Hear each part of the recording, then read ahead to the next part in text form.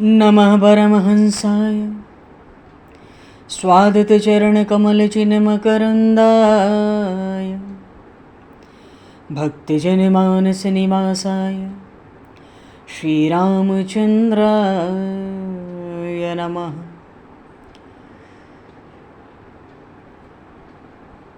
वंशीविभूषितकरान्नवनीरदाभात् पीताम्बरादरुणबिम्बफलाधरोष्ठात् पूर्णेन्दुसुन्दरमुखादरविन्दनेत्रात् कृष्णात् परं किमपि तत्त्वमहं न जाने। वागीशा यस्य वदने लक्ष्मीर्यस्य च वक्षसि यस्तास्ते हृदये संविततं नरसिंहम् अहं भजे। विश्वसर्गविसर्गादि नवलक्षणलक्षितं श्रीकृष्णाख्यं परमधाम जगद्धाम नमामि तत्। गङ्गातरङ्गरमणीयं जटाकलापं गौरीनिरन्तरविभूषितं वामभागं नारायणप्रियं अनङ्गमदापहारं वाराणसीपुरपतिं भज विश्वनाथम्।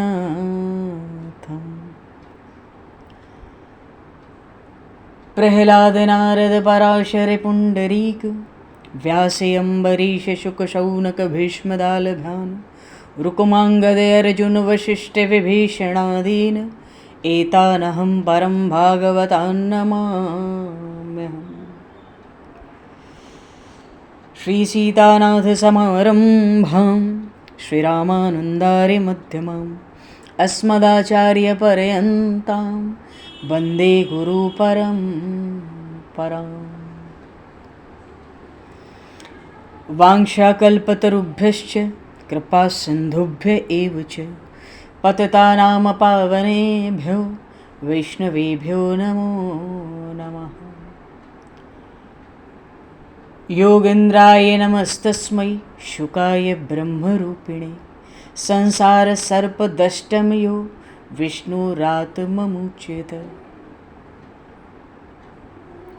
नारायणं नमस्कृत्य नरं चैव नरोत्तमं देवं सरस्वतं व्यासं ततो जयमुदीरये।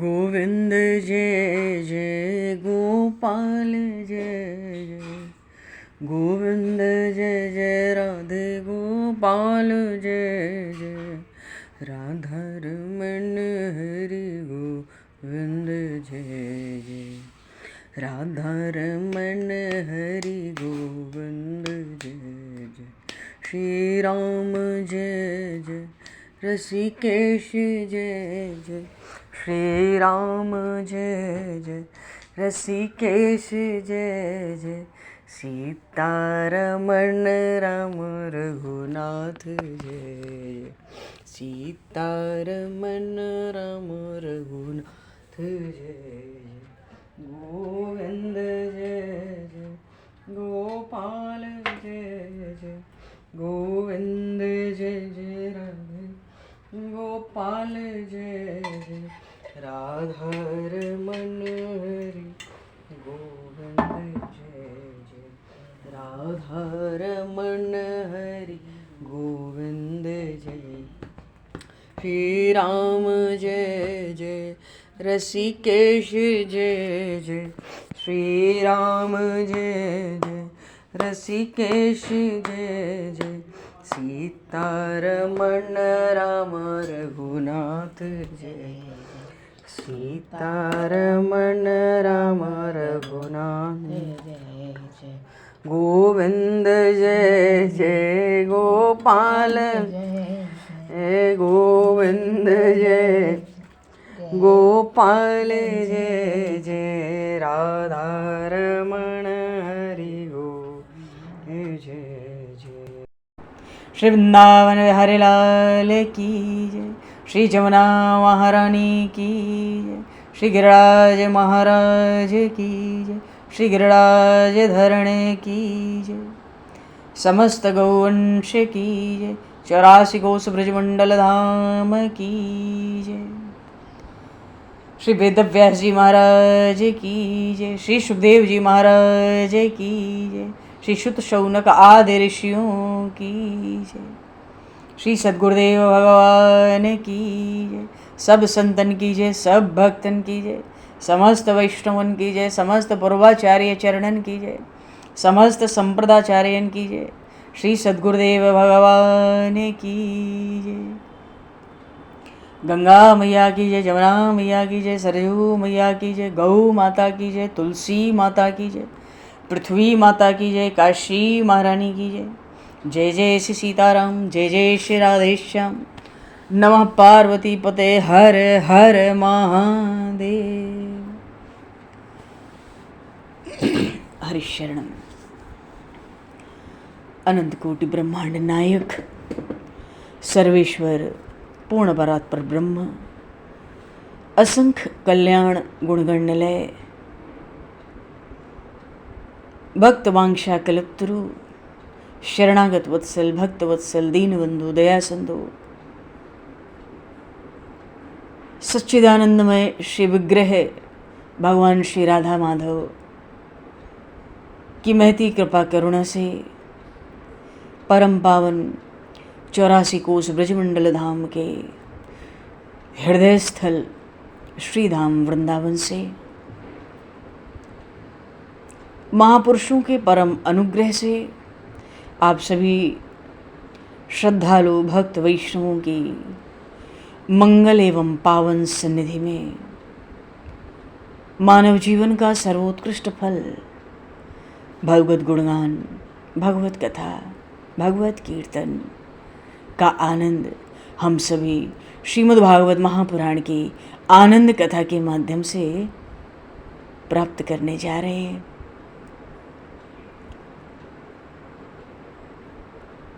सर्वप्रथम आप सभी भक्तजनों के श्री चरणों में भगवत भाव से सादर वंदन, सादर नमन। आप सभी को यथा योग्य जय सिया राम, जय जय श्री राधे, हरि शरणम। जय हो, जय जय श्री राधे, सभी को जय सिया राम, जय हो भगवान, जय हो श्री राधे, श्री राधे, जय जय जय जय। कासाय वस्त्रं मणिहारभूषितं सिंहासनस्थं श्रितभक्तव्यापितम् अनाथनाथं करवीरवासनं श्रीकृष्ण गोविंद शरणं प्रपद्ये। श्रीकृष्ण गोविंद मनसा स्मरामि।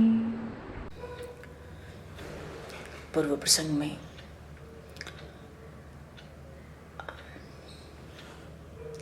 हम सभी ने श्री सुदामा जी महाराज का चरित्र श्रीमद् भागवत में श्रवण किया। देखो, भगवान की कथा अनंत है, गुण अनंत हैं, चरित्र अनंत हैं, नाम अनंत है, इसका कोई अंत तो है नहीं,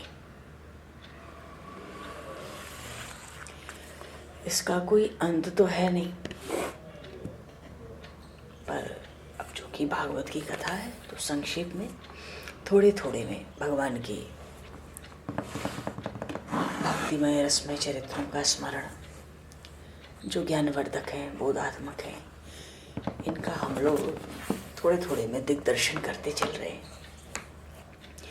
क्योंकि भागवत ग्रंथ का बड़ा बृहद विस्तार है, बड़ा विस्तृत ग्रंथ है भागवत। वेद परमात्मा का वर्णन करते करते थक गए, किंतु उनको परमात्मा का अनुभव नहीं हुआ। नायम आत्मा प्रवचनेन लभ्यः।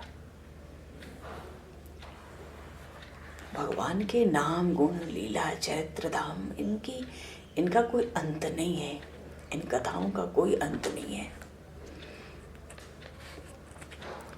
पर जो एक रसमय चरित्र होते हैं उनका हम लोग स्मरण चिंतन करते हैं।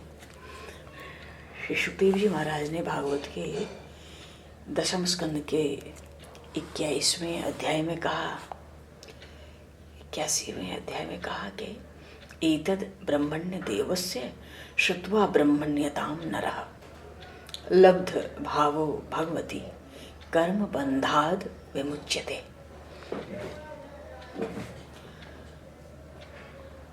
आज सफला एकादशी है, साथ में त्रिस्पर्शा एकादशी भी है।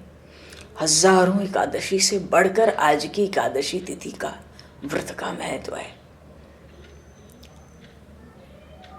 सफला एकादशी में विशेष रूप से फलों के द्वारा भगवान का अर्चन होता है। रात्रि जागरण से जो फल हजारों वर्षों की तपस्या से नहीं मिलता, सफला एकादशी के दिन रात्रि जागरण से मिलता है। गाना बजाना, पुराण भागवत कहना सुनना, ये सब जागरण में, कीर्तन, हरिनाम संकीर्तन, हरिगुणगान कीर्तन सब होता है।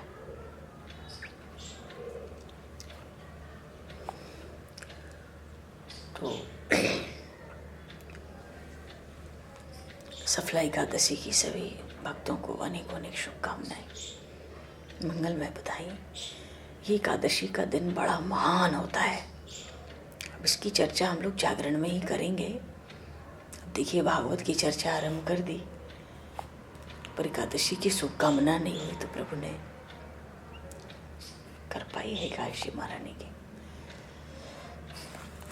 अच्छा, जागरण में थोड़ा सत्संग करेंगे। आज सफला एकादशी पर मुख्य रूप से श्रीमन नारायण भगवान का पूजन होता है, और आज तो बहुत बड़ी एकादशी है, तो हम लोग इत्मीनान से विशेष पूजन करें तो अच्छा रहे। जैसी प्रभु कृपा करें, प्रेरणा करें। और थोड़ा सत्संग भी आवश्यक ही होता है जागरण में भी। शास्त्र पुराण भागवत, एकादशी को तो कहते हैं कि पापी से पापी भी भागवत सुनने जाता है, सुनने जाना ही चाहिए। तो एकादशी की कथा भी, रात्रि को महिमा का गुणगान। अभी भागवत के चरित्र को आगे बढ़ा रहे हैं हम लोग। तो क्या चर्चा हो रही थी? वेद परमात्मा का गुणगान नहीं गा सके। भगवान के नाम, गुण, लीला, धाम सबकी अपार महिमा है, अनंत विस्तार है। भगवान श्री कृष्ण एक बार द्वारिका में विराजमान थे। बड़ी सावधानी से श्रवण करेंगे, कई प्रसंगों का संभवतः मेल होने जा रहा है। भगवान श्री कृष्ण एक बार द्वारिका में थे। उस समय सूर्य ग्रहण का दिन आया। ये जो कुरुक्षेत्र है दिल्ली के पास में, सूर्य ग्रहण स्नान की कुरुक्षेत्र में बहुत महिमा है। तो भगवान तो द्वारिका में है। तो सूर्य ग्रहण के अवसर पर कुरुक्षेत्र में बड़े बड़े संत महात्माओं का आगमन हुआ। अनेक देश के राजा आए। उसमें ब्रजवासियों का भी मिलन हुआ। इसका वर्णन आया है भागवत में। ब्रजवासी कुरुक्षेत्र में सूर्य ग्रहण के समय पधारे। अच्छा, सूर्य को जब ग्रहण लगता है तब दिन होने पर भी अंधेरा हो जाता है। क्या अर्थ हुआ? भाव है, सूर्य तो ज्ञान स्वरूप है। राहु केतु इस सूर्य चंद्र को निगलने आते हैं। इसी को ग्रहण कहा जाता है। ग्रहण माने ढक देना। किसको? सूर्य तो ज्ञान स्वरूप था, ढका। ज्ञान किससे ढका जाता है? अज्ञान से। यह हमारे जीवन की रोज की बात है। हमें अपने ग्रहण की ओर देखना है। जब ज्ञान किसी अज्ञान से ढक जाता है तब भैया स्नान करो और ध्यान के साथ जप करो। ग्रहण के समय कोई दूसरा काम नहीं करना चाहिए। ग्रहण का अर्थ हम बस ये समझें, जब हमारा ज्ञान अज्ञान से ढक जाए तो जैसे हम ग्रहण में स्नान करते हैं हम स्नान करें, जैसे ग्रहण में जप करते हैं जप करें स्नान करके। हमारे जीवन में तो अज्ञान भरा है, मोह भरा है, जो हमारे दुख का कारण है। ग्रहण में दूसरे काम का विधान नहीं होना चाहिए। अच्छा, ग्रहण में जो जप किया जाता है उसका 1000 गुना फल मिलता है। तो हम कैसे समझें? जब जब अज्ञान से हम ढक जाएं, ध्यान दो, हम जब जब अज्ञान से ढकें, हमें तो अपने लाभ की बात निकालनी होती है ना। ये भागवत परमहंसों की संहिता ऐसे ही थोड़ी कही गई है। इसमें पग पग पर हमारे जीवन को जीने के लिए शैली है, शिक्षा है, उपदेश है, ज्ञान है, प्रेम है, भक्ति है, वैराग्य है, त्याग है, सब परिपूर्ण है। तो जब जब ज्ञान हमारा अज्ञान से ढके तब तब हमें स्नान करना है, ध्यान करना है, जप करना है।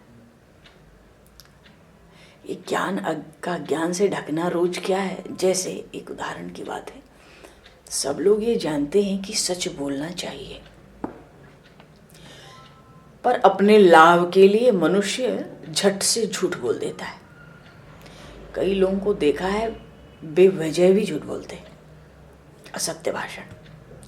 अच्छा, तो चलो साधारण व्यक्ति के लिए तो कहेंगे कि सच बोलना चाहिए, सबको पता है, लेकिन जब हमारा लाभ दिखता है तो हम झट झूठ बोल देते। यहां पर मनुष्य का ज्ञान अज्ञान से ढक जाता है।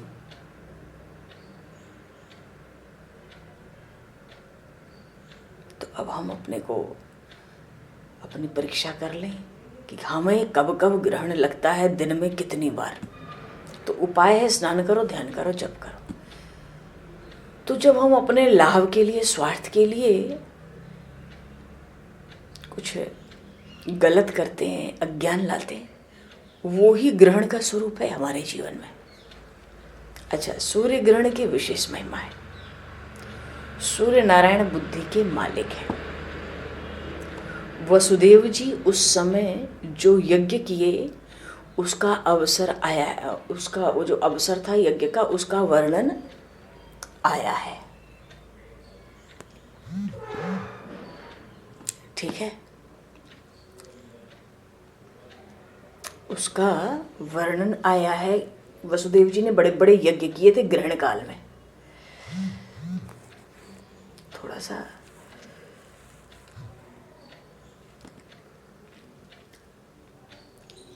भगवान श्री कृष्ण माता पिता को वंदन करने के लिए द्वारिका से आए। द्वारिका में है ना विराजमान, द्वारिका से आए वसुदेव जी और देवकी जी को वंदन करने। तो उस समय उन्होंने माता देवकी जी को पिता वसुदेव जी से पूछा, दोनों से पूछा, आपकी क्या इच्छा है? देखो, वासना ही पुनर्जन्म का कारण बनती है। वसुदेव जी ने सहज कहा, मेरी अंतिम परीक्षा सफल हो जाए, एकमात्र मेरी यही इच्छा है। तो मनुष्य के जीवन की अंतिम परीक्षा क्या है? मरण, हमारी मृत्यु हमारे जीवन की अंतिम परीक्षा होती है। तो वसुदेव जी ने ग्रहण काल में अपने पिताजी से यही अपनी इच्छा रखी, अंतिम इच्छा, कि मेरी अंतिम परीक्षा सफल हो जाए। क्योंकि जिसका मरण सुधरता है उसका जीवन सुधर गया, उसका जीवन मंगलमय बन गया। जिसका जीवन मंगलमय होता है उसका मरण भी मंगलमय होता है। मनुष्य अपने जीवन में ऐसे पाप करता है कि भगवान को भी उसे क्षमा करने की इच्छा नहीं होती। ऐसे पाप ही हमारे मरण को बिगाड़ते हैं। अब कोई कहे भगवान तो दोष देखते ही नहीं, और आप कह रहे हो कि भगवान, मनुष्य ऐसे पाप करता है जीवन में कि भगवान को भी क्षमा करने की इच्छा नहीं होती। बात सही है, भगवान तो दोष नहीं देखते। अरे भैया, भगवान दोष भक्तों के नहीं देखते। रहति न प्रभु चित चूक किए की, करत सुरति सौ पार हिएगी।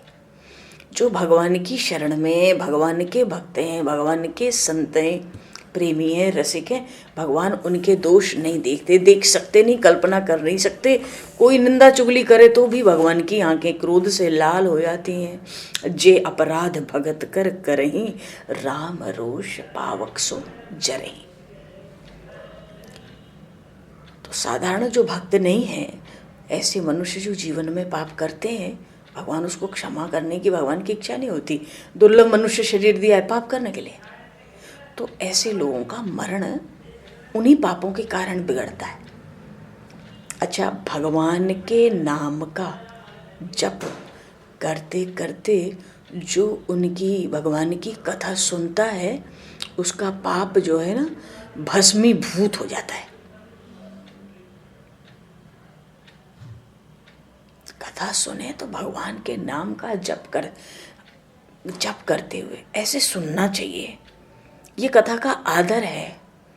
हालांकि व्यस्तता बहुत है, काम धाम बहुत है, घर में चलते फिरते बजा लिया, सुनते हैं, करते, जो भी, मुझे नहीं पता। पर कथा सुनते समय भगवान के नाम का जप करते रहें। कोई प्रेमी बताते हैं कि 1 घंटे की कथा में हमारी इतनी माला हो जाती है। कितनी सुंदर बात है। तो नाम का जप करते करते जो कथा सुनता है, उसके पाप ऐसे ही भस्मीभूत हो जाते हैं। जो कथा सुनता है ना, उसका नया जन्म होता है। तो जो भगवान की कथा होती है ना, वो हमें नव जीवन, नया जीवन देती है। इसलिए कथा सुनने के बाद कभी पाप ना करें, अब ये संकल्प हमको करना चाहिए। क्यों? किया गया पाप ही मरण को बिगाड़ता है। तो कुरुक्षेत्र में ग्रहण काल में भगवान कृष्ण ने अपने पिताश्री जी से पूछा, तो वसुदेव जी ने क्या कहा? मेरा मरण मंगलमय बने, यही एक मेरी इच्छा है। अब भगवान ने, श्री कृष्ण ने देवकी जी से पूछा, माता तेरी क्या इच्छा है? तो देवकी जी ने कहा कि कंस राजा ने मेरी जिन 6 संतानों को मार डाला है, उन्हें एक बार फिर देखने की इच्छा है। इस वासना की बलिहारी है देवकी जी। श्री कृष्ण, परमात्मा श्री कृष्ण की माता है। श्री कृष्ण का बहुत ध्यान से श्रवण करो। श्री कृष्ण का दर्शन करने पर भी देवकी जी के मन में अपने मरे हुए बालकों को देखने की इच्छा हो रही है। तो वासना की तो बलिहारी है। वासना का नाश हम कैसे करें? विवेक से। विवेक कहते हैं सत असत। सत असत का विवेक, यही सत्संग है, यही विवेक है। क्या सही है, क्या गलत, क्या करना है, क्या नहीं करना है, सब में प्रमाण होना चाहिए। शास्त्र, हमारा जीवन शास्त्र सम्मत होगा ना, तब हम सदाचारी होंगे। सद आचरण नहीं होता तब तक सदव्यवहार हो ही नहीं सकता हमारा। सद आचरण वही होता है जो शास्त्र पुराण से सम्मत हो। सद आचरण नहीं बना तो सदव्यवहार कभी बनना ही नहीं है जीवन में, इधर की उधर की, इसकी उसकी। तो वासना का विवेक से नाश हो सकता है। और मन को बारंबार हम समझाएं कि भैया संसार का कोई सुख देख तुझसे बाकी नहीं रहा, तूने अनेक बार इन भोगों को भोगा है। भोग में सुख मिलता है। लोग कहते बहुत सुख है, ठीक है, सही बात है, भोग में सुख तो है, पर वो सुख क्षणिक है। भोग में सुख जो मिलता है वो क्षणिक मिलता है, पर जो त्याग है ना, त्याग में अनंत शांति मिलती है। त्याग नहीं होता पहले बड़ा कष्ट होता है। क्यों त्यागें, क्यों छोड़ें? अरे हमारी चीज ऐसे कैसे छोड़ दें? पर प्रभु की कृपा से अगर हम उनसे भिक्षा मांगते रहे, आग्रह प्रार्थना करते रहे, आत्मनिवेदन करते रहे, तो भगवान कृपा करते ही हैं। तो भोग में जो सुख है वो क्षणिक है और त्याग में अनंत शांति मिलती है। तो अब माता की इच्छा है कि भाई 6 बालक जो मार डाले कंस ने, उनको देख लूं एक बार। और भगवान श्री कृष्ण पाताल में जाते हैं। अब बताओ, इन कार्यों को भगवान परमात्मा के सिवाय और कौन कर सकता है? वो कब के मरे हैं? एक दिन के भी नहीं थे जब मरे थे। तो पहले गुरु माता के कहने से गुरु बालक को ले आए थे यमपुरी से। आज भगवान श्री कृष्ण पाताल में जाते हैं। बड़ी सुंदर लंबी कथा भी है इसकी। वहां से इन बालकों को ले आते हैं, देवकी माँ के सामने उपस्थित करके पूछते हैं भगवान कि माँ अब तेरी क्या इच्छा है? तो देवकी मैया कहती है, माँ कहती है कि अब मेरी कोई इच्छा नहीं है। अब तो एक ही बात है कि मेरा मरण सुधर जाए। इसके बाद जो प्रसंग आया भागवत में, भगवान श्री कृष्ण ने अपने माता पिता को तत्व ज्ञान का उपदेश दिया।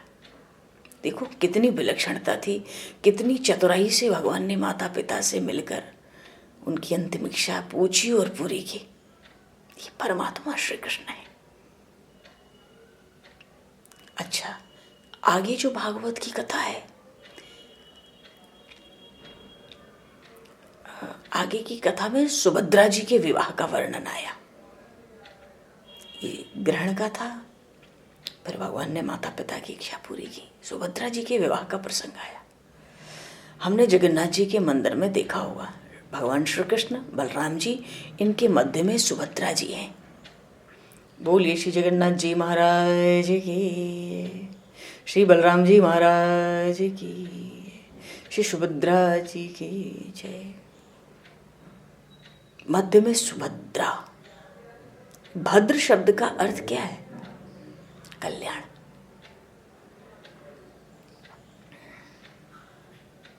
कल्याण करने वाली विद्या का नाम ही सुभद्रा जी है। सच्ची विद्या वही है जो जन्म मरण के संकट से छुड़ाती है और प्रभु में प्रेम जागृत करती है। सुभद्रा जी ब्रह्म विद्या है। ब्रह्म विद्या है, इसलिए श्री कृष्ण और बलराम के बीच में विराजित होती है। बलराम जी शब्द ब्रह्म के स्वरूप है ना। शब्द ब्रह्म का अर्थ है भगवान का नाम कीर्तन करना, ताली बजाना, खूब कीर्तन कर। बलराम जी शब्द ब्रह्म के स्वरूप है, इसीलिए लक्ष्मण जी को आचार्य कहा गया है। आचार्य पद है वो, लक्ष्मण जी आचार्य स्वरूप है। तो बलराम जी शब्द ब्रह्म है, श्री कृष्ण परब्रह्म है और बीच में सुभद्रा जी हैं। मानो जो शब्द ब्रह्म परब्रह्म की उपासना करता है, उसकी बुद्धि में ब्रह्म विद्या प्रकट होती है। अब कोई कहे ज्ञान के शब्द, बात यह है परमात्मा के चरणों का ध्यान और मुख में हरि नाम का कीर्तन, वहां ब्रह्म विद्या प्रकट होती है। भगवान श्री कृष्ण ने अर्जुन जी को सुभद्रा जी का दान किया है। मानो विवाह हो गया है अर्जुन जी से। इसके बाद जो प्रसंग आया, भगवान मिथिला नगरी में गए हैं। बड़ा सुंदर प्रसंग है। भगवान श्री कृष्ण मिथिला गए। मिथिला नगरी में श्रुतदेव ब्राह्मण है और विदेह राजा बहुलाश्व हैं, जनक। जनक नाम नहीं होता है, राजा है तो जनक है। और विदेह का तो वंश है, राजा निमि से ही विदेह वंश है। वशिष्ठ जी के शाप से राजा निमि का शरीर छूट गया था। वो थे तो उनका आज भी पलकों में निवास है। ये जो पलकें गिरती उठती है ना हमारी, ये राजा निमि को निवास स्थान मिला है। तो वो तो निमि राजा का तो वंश ही विदेह कहलाया। तो बड़े बड़े ज्ञानी हुए, होते ही चले आए। तो द्वापर काल में जब भगवान श्री कृष्ण हो गए तो वहाँ के जो राजा हैं उनका नाम है बहुलाश्व। और उसी नगरी में एक बड़े सरल सहज गरीब ब्राह्मण है श्रुतदेव। भगवान इन दोनों के घर पधारते हैं। इस कथा का वर्णन है।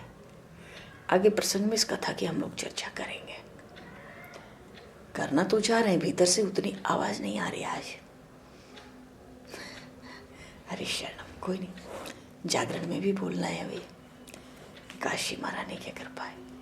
तो ये कथा की चर्चा कल के प्रसंग में हम लोग कर सकते हैं। श्रुतदेव ब्राह्मण और राजा बहुलाश्व से मिथिला नगरी में जाकर परमात्मा श्री कृष्ण मिले। अच्छा, क्रम की चर्चा करें। इसके बाद वेदों ने भगवान श्री कृष्ण की स्तुति की है, वो कथा आई है भागवत में, बड़ी सुंदर।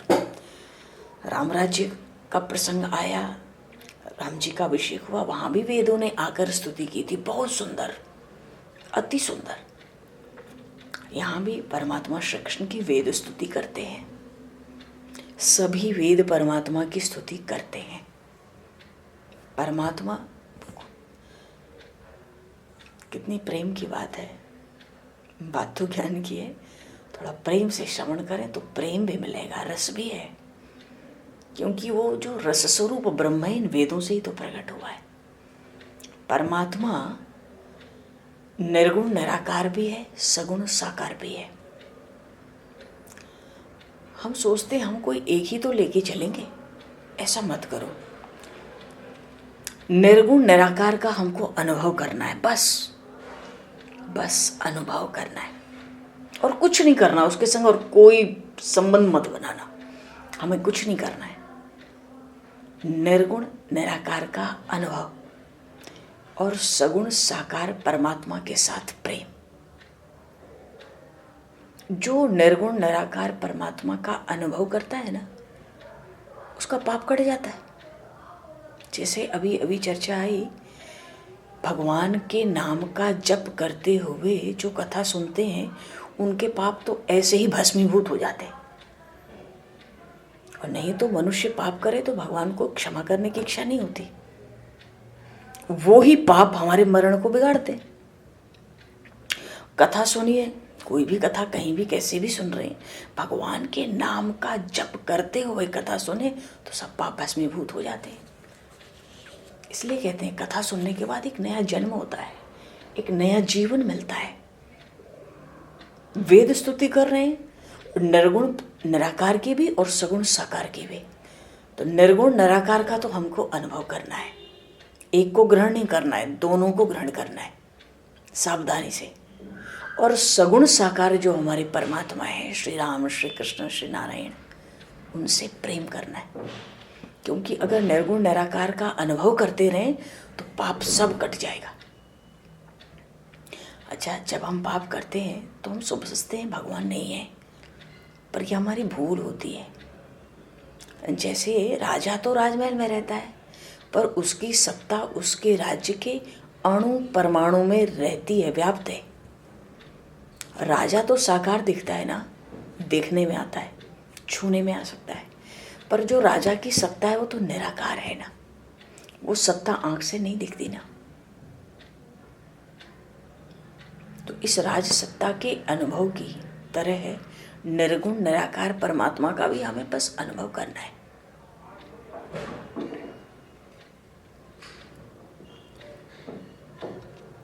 सत्ता निराकार की होती है, पर जिसकी वो सत्ता होती है वो तो साकार है ना। राजा की राज सत्ता है तो राजा तो साकार है, सत्ता निराकार है। तो सत्ता का कोई रंग और आकार थोड़ी होता है, फिर भी वो राज सत्ता होती है। तो जैसे हम राज सत्ता को मानते हैं, ऐसे ही परमात्मा की सत्ता को मानना, यही निर्गुण निराकार का अनुभव है। ऐसी कोई जगह ही नहीं है जहां भगवान विराजमान ना हो।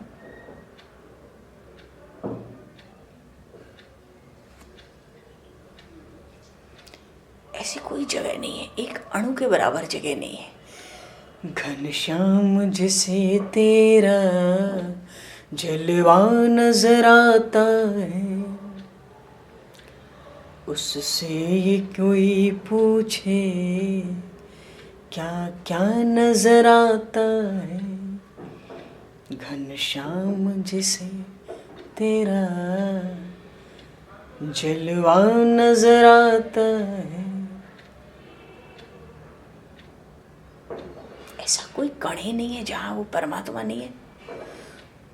तो निर्गुण निराकार परमात्मा का तो अनुभव करना है, सब पाप कट जाएंगे हमारे। और सगुण साकार परमात्मा के साथ यदि हम प्रेम करते हैं तो हमारी वासना का विनाश होता है। अभी हम लोगों ने कथा सुनी, भगवान श्री कृष्ण का दर्शन करती है माँ देवकी, पर उनके अंदर कैसी वासना थी अंतिम इच्छा के रूप में, पर भगवान ने पूरी की, क्योंकि वासना एक भयंकर कांटा है।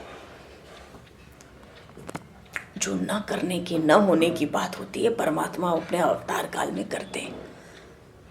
कर दिया भगवान ने इच्छा पूरी, वासना पूरी हो गई माँ देवकी की।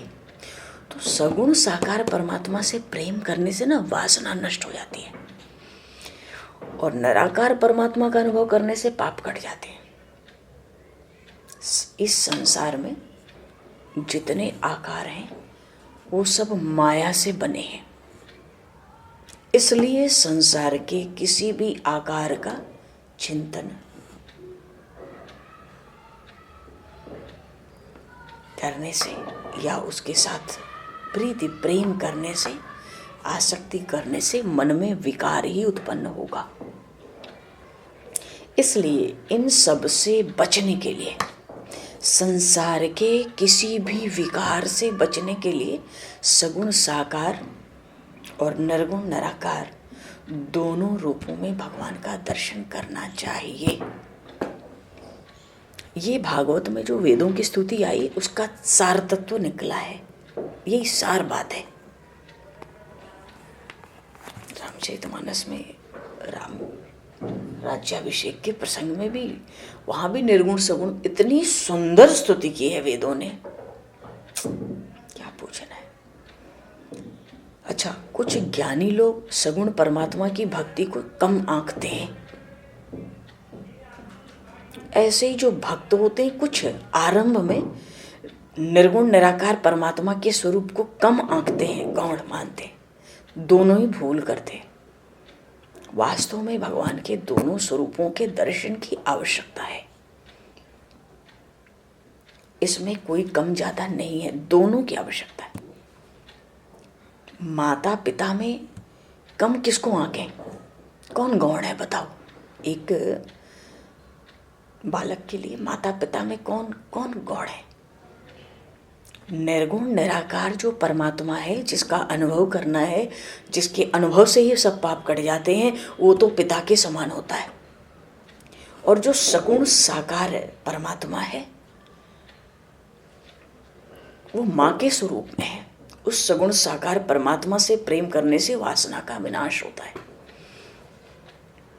तो बालक को तो माता पिता दोनों की आवश्यकता है। ऐसे ही एक साधक को भी, एक मुमुक्षु को भी, एक जिज्ञासु को भी निर्गुण परमात्मा का निरंतर अनुभव और सगुण परमात्मा के प्रति प्रेम, जिससे पाप भी सब कट जाए और वासना का विनाश हो जाए। ये वासना बड़ी सूक्ष्म है। देखो देवकी जी को कैसी वासना हुई अभी, पर भगवान तो वासना के तत्व को जानते हैं, तुरंत पूरा कर दिया।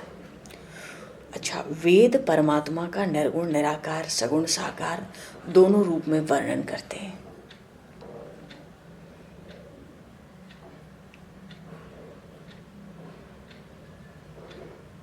एक बात और है, वेद भगवान कहते हैं कि ज्ञान से भी श्रेष्ठ है ध्यान।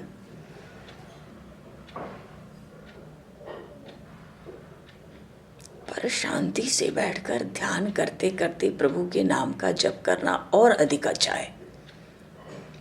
तो ये जो अध्याय आया वेदों की स्तुतियों का, इसमें शिव तत्व और विष्णु तत्व का भी रहस्य समझाया गया। आगे बृकासुर के प्रसंग का वर्णन आता है। अर्जुन जी में होने वाला जो अभिमान है, प्रभु ने कैसे किस युक्ति से दूर किया, वो भी बड़ी सुंदर कथा है। श्री सुखदेव जी महाराज तो कहते हैं कि भगवान श्री कृष्ण के गुण अनंत हैं और उनकी कथा अनंत है। इस अनंत की कथा का अंत आता ही नहीं। देखो मेरे भगवान का प्रागट्य मथुरा में हुआ था, वहाँ से वो गोकुल में पधारे। 11 वर्ष 52 दिन तक गोकुल में रहकर लीला की, ब्रजवासियों को परमानंद का दान दिया। उन्होंने कंस आदि राक्षसों का विनाश किया, मथुराधीश का पद प्राप्त किया। फिर वो द्वारिकाधीश हुए। उन्होंने अनेक रानियों के साथ विवाह किया, जगत को गृहस्थ धर्म का आदर्श सिखाया। कौरव पांडवों के युद्ध का निमित्त उपस्थित करके भगवान ने अपना काम पूरा किया, धर्म की स्थापना। उन्होंने अर्जुन और उद्धव जी को तत्व ज्ञान का उपदेश दिया। अंत में भगवान श्री कृष्ण गोलोक धाम पहुंचते हैं। मानो दशम स्कंद की समाप्ति में श्री कृष्ण चरित्र का संक्षेप में वर्णन किया गया है। अब हम लोग दशम स्कंद की समाप्ति में है ना, यहाँ जो चरित्र आए हैं भगवान के, ये बड़े संक्षेप में कहे गए हैं भागवत में सुखदेव जी महाराज के द्वारा। सुखदेव जी महाराज परीक्षित राजा से कहते हैं, जो मनुष्य श्री कृष्ण की कथा रूपी गंगा में स्नान करता है ना, उसके मन का मैल धुल जाता है। मर्त्यस्तया नुवसवे मेधितया मुकुंद श्रीमत कथा श्रवण कीर्तन चिंतयेति तद्धाम दुस्तर कृतांत जवाप वर्गम ग्रामाद वनम क्षितिभुजोपि युयुर्य दर्था। सुखदेव जी कह रहे हैं, जो भगवान की कथा रूपी गंगा में स्नान करता है उसके मन का मैल धुल जाता है। लोग चारों धाम की यात्रा करते हैं किंतु स्वभाव नहीं सुधरता। देखो, यात्रा करने से, यज्ञ करने से पुण्य बढ़ता है किंतु स्वभाव नहीं सुधरता। और अनेक बार पुण्य बढ़ने पर अभिमान भी बढ़ जाता है, और पुण्य के कारण जो अभिमान आता है ना, वो अभिमान पाप कराता है। यात्रा करने से बिगड़ा हुआ मन जल्दी शुद्ध नहीं होता है। ये बहुत ही बारीक बातें हैं। कह लो यज्ञ और यात्राओं के तीर्थों के तत्व हैं। यात्रा करने से मन बिगड़ता भी बहुत है, हमें पता ही नहीं है, हम तो मस्त हैं। जब कभी शांति से बैठे एकांत में, जो सब एक रील की तरह चीजें चलती हैं, तो यात्रा करने से बिगड़ा हुआ मन जल्दी नहीं सुधरता। अच्छा, यात्रा में सबसे बड़ा दोष तो है दृष्टि दोष। आंख बंद करके तो यात्रा होगी नहीं, और आंख खुली है तो विचार बंद होंगे नहीं। दुनिया की कोई ताकत खुली आंख वाले व्यक्ति के विचारों को बंद नहीं कर सकती। विचार में अच्छे बुरे देखेंगे तो अच्छा बुरा चलता रहेगा। विधाता का प्रपंच गुण दोषमय है। हम तो अपना दर्शन किए, स्नान किए, कूदे फांदे आ गए, लेकिन बहुत कुछ लेकर भी आते। तो यात्रा से जो मन बिगड़ता है ना, वो जल्दी शुद्ध नहीं होता। वो जल्दी शुद्ध क्यों नहीं होता? उस बिगड़े हुए मन की हमें खबर भी तो नहीं होती। कोई गलत काम बन जाए, गलत बात कहते हैं, गलत लोग मिल जाए, भाषण करना, ये तो पता चलता है कि ये गड़बड़ी हो गई आज। पर यात्रा से बिगड़ा हुआ मन शुद्ध मालूम पड़ता है। तो जो बिगड़ा मालूम पड़ेगा ही नहीं तो शुद्ध कैसे होगा? शुद्ध हो नहीं सकता जल्दी। इसलिए कहते हैं कि यात्रा करने से, यज्ञ करने से पुण्य बढ़ता है, पर हम ध्यान दें भीतर तो स्वभाव नहीं सुधरता जल्दी। लेकिन भगवान राम की, भगवान श्री कृष्ण की, भगवान श्रीमन नारायण की कथा गंगा में स्नान करने से मन का मैल धुल जाता है। मैल ही नहीं धुल जाता, स्वभाव भी सुधरता है। इसलिए सुखदेव जी कहते हैं, मर्त्यस्तया नुसव में धितया मुकुंद श्रीमद कथा श्रवण कीर्तन चिंतयेति तद्धाम दुस्तर कृतांत जवाप वर्गम ग्रामाद वनम क्षितिभुजोपि युयुर्य दर्था। तो कथा श्रवण का लाभ हमें कब मिलता है? कुछ भी हम श्रवण करते हो जिससे हमारा भगवान में, सत्संग का अर्थ ही है भगवान में प्रेम बढ़े। प्रेम तब बढ़ेगा जब ज्ञान होगा। ज्ञान क्या चाहिए? मैं मेरा अपना नहीं है, आज नहीं तो कल छोड़ना है, भैया चलो भगवान की तरफ चलो।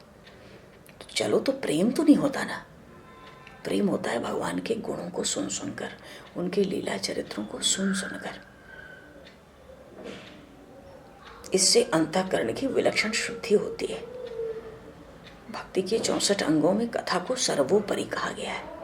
नाम से भी ऊपर भक्तों ने, रसिकों ने कहा है। क्यों? क्योंकि कथा से ही नाम में भी रस आता है। महर्षि अगस्त्य हाथ में शालिग्राम लेकर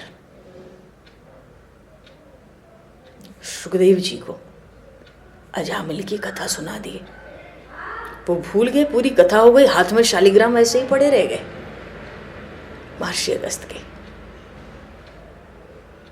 बाद में जब पूरी नाम महिमा सुना ली अजामिल प्रसंग में, अजामिल की कथा, तो बाद में ध्यान गया। कथा के समय ध्यान तो कहीं वैसे भी जाता नहीं जल्दी। तो जब बाद में हाथ पर ध्यान गया कि अरे ये तो शालिग्राम रखे हैं, मैं सेवा कर रहा था, ये तो मैं सारी कथा शालिग्राम जी को हाथ में लेकर ही हमने सुना दी। तो सार निकाला था महर्षि अगस्त्य ने। सुखदेव जी से कहते हैं, देखो ये नाम की कैसी महिमा है। हाथ में शालिग्राम है और कथा हो गई, नाम की महिमा पता भी नहीं। मानो इस अजामिल कथा का एक एक अक्षर पूर्णतः सत्य है। नाम की ऐसी ही महिमा है। नाम में अर्थवाद नहीं चाहिए। अच्छा भगवान, अब रात को ही मिलना चाहते हैं, जागरण में नहीं बोला जा रहा। मतलब बोला तो जा रहा है पर वाणी को विराम देने की इच्छा हो रही है।